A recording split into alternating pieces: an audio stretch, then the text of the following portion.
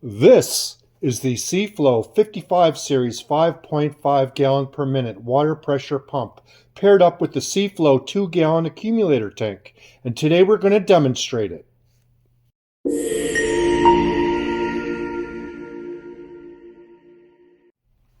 This setup is similar to our 55 accumulator kit, which comes with the 55 bolted onto the accumulator tank.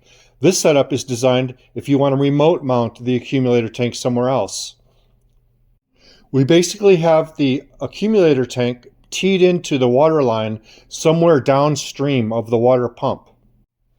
We start out here with the water system pressurized to 60 psi.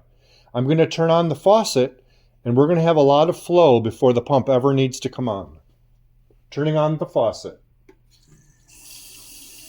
So we have some great flow. You can watch the pressure slowly going down. We're going to go down to about 20 psi.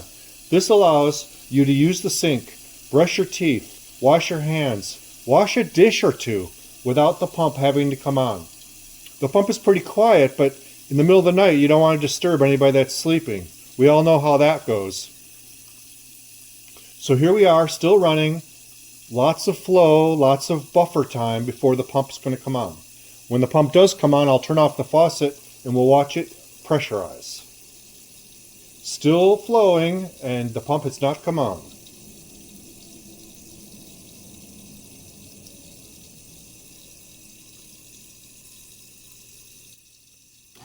Now the pump is started.